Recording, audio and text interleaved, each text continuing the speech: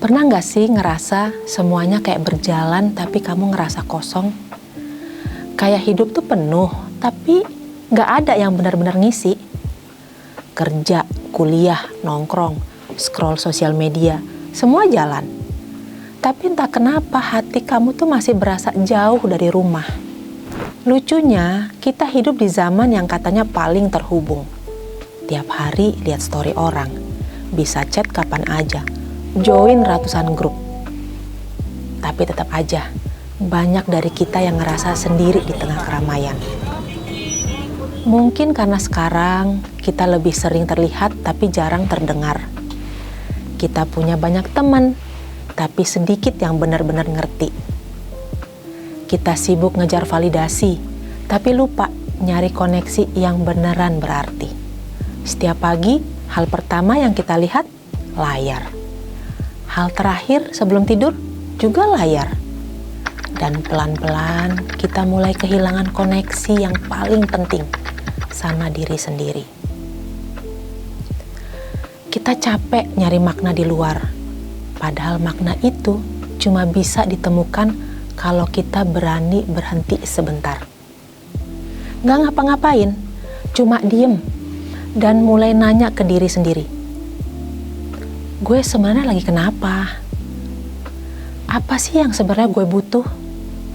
Tapi ya, jujur aja, itu nggak gampang.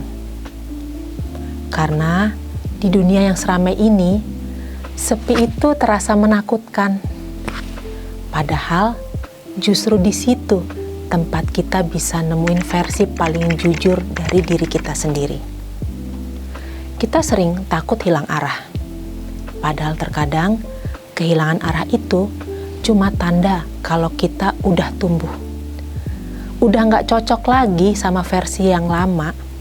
Kita nggak benar-benar hilang arah kok. Kita cuma lagi reconnect sama diri sendiri. Dan kita bisa mulai dengan 3 langkah kecil ini.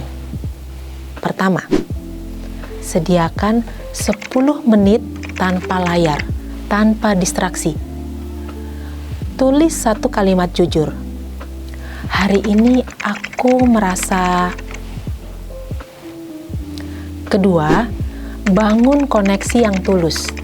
Ngobrol dengan seseorang yang kamu percaya tanpa harus pura-pura kuat. Ketiga, pilih hidup yang selaras, yang sejalan antara pikiran, perasaan, dan tindakan. Lost but connected.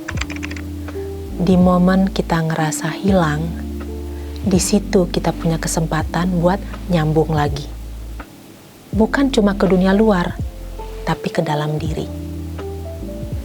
Dan pelan-pelan kita sadar, ternyata koneksi yang paling menenangkan bukan dari likes, views, atau mention, tapi dari rasa tenang yang kita ngerti, oh ini loh gue. Dan ini bukan egois, bukan berarti kita lagi menjauh dari dunia, tapi supaya kita bisa hadir dengan lebih utuh di dalamnya. Kalau kamu lagi di fase ini, ngerasa capek, bingung, atau ngerasa jauh dari diri sendiri, tenang, kamu gak sendirian.